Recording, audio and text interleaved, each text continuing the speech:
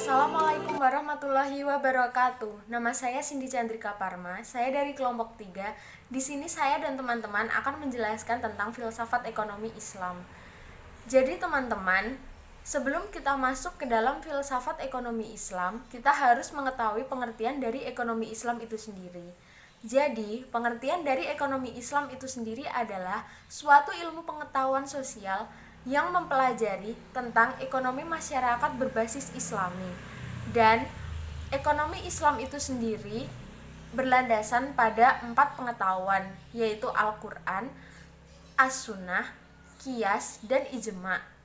Dan pengertian dari filsafat sendiri adalah pandangan tentang alam dan dunia yang dinyatakan secara teori. Jadi, pengertian dari filsafat ekonomi Islam yaitu upaya berpikir secara kritis dan mendasar untuk mendapatkan gambaran secara menyeluruh tentang ekonomi Islam. Filsafat ekonomi Islam sendiri didasarkan pada konsep triangle, yaitu filsafat Tuhan, alam, dan manusia.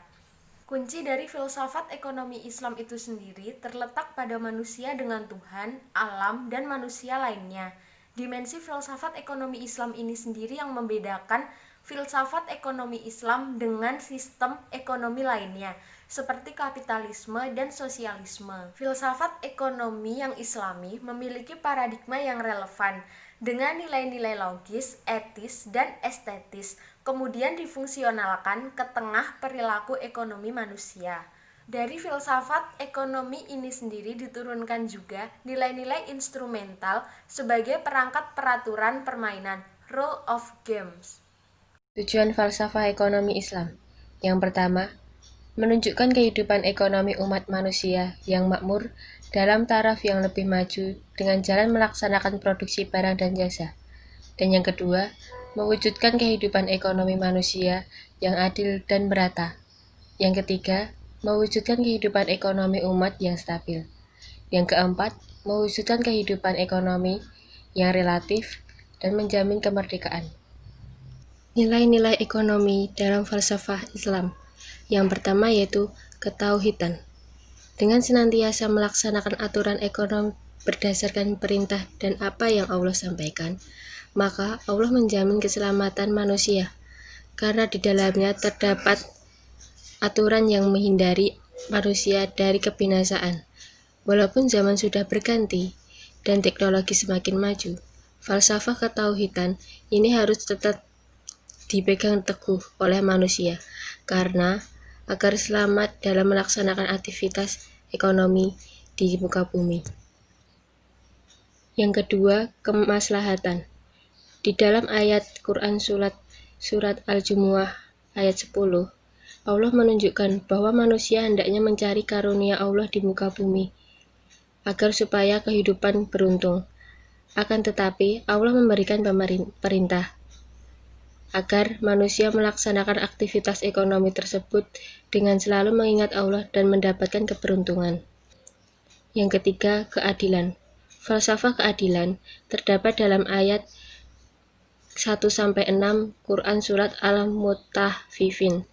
Allah memberikan perintah kepada manusia agar melaksanakan ekonomi berdasarkan prinsip keadilan. Salah satunya adalah dengan tidak boleh mengurangi timbangan. Yang keempat, menghargai hak individu.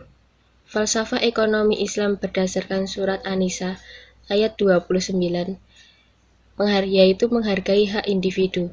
Artinya, aturan Islam menghargai salah satu sama lain, harus saling memberikan keuntungan dan bukan saling memakan, apalagi dengan jalan yang pemecah ukhuwah Islamiyah. Yang kelima, orientasi sosial. Falsafah yang kelima ini adalah ajaran Islam untuk mengarahkan harta untuk orientasi sosial. Hal ini sebagaimana perintah zakat, berinfak, dan bersedekah di jalan Allah.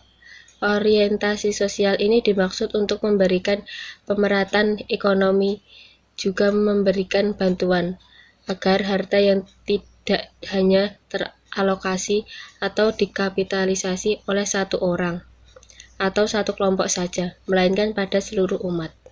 Di sini saya akan menjelaskan tentang objek kajian filsafat ekonomi. Ilmu ekonomi Islam pada dasarnya merupakan perpaduan antara dua jenis ilmu, yaitu ilmu ekonomi dan ilmu agama Islam atau fikih muamalah.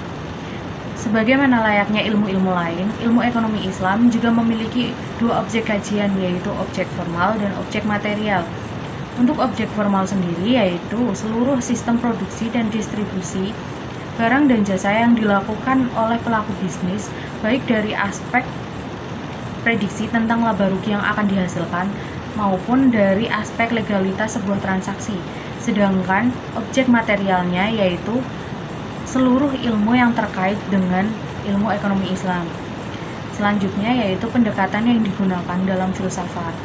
Nah, setelah kita mengetahui objek formal dan objek material sebuah ilmu, maka akan dapat ditelusuri eksistensinya melalui 3 pendekatan, yaitu pendekatan ontologi, pendekatan epistemologis, dan pendekatan aksiologis. Di mana pendekatan ontologis yaitu dijadikan sebagai acuan untuk menentukan hakikat dari ilmu ekonomi Islam itu sendiri, sedangkan pendekatan epistemologis digunakan untuk melihat prinsip-prinsip dasar, ciri-ciri, dan cara kerja ilmu ekonomi Islam itu. Sedangkan pendekatan aksiologis diperlukan untuk melihat fungsi dan kegunaan ilmu ekonomi Islam dalam menyelesaikan berbagai persoalan yang dihadapi manusia dalam kehidupan sehari-hari. Nah, untuk selanjutnya yaitu kegunaan filsafat ekonomi Islam. Di sini ada beberapa kegunaan filsafat ekonomi Islam, yaitu mewujudkan integritas seorang muslim yang kafah sehingga tidak lagi setengah-setengah apabila ditemukan ada umat muslim yang masih bungkut dan mengamalkan ekonomi konvensional, menunjukkan bahwa keislamannya itu belum kafah. 2. Menerapkan dan mengamalkan filsafat ekonomi Islam melalui perekonomian masyarakat Islam. 3.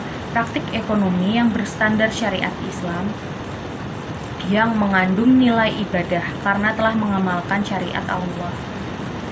Nah, sekian presentasi dari kelompok 3. Bila ada salah kata dan kurangnya mohon maaf. Wassalamualaikum warahmatullahi wabarakatuh.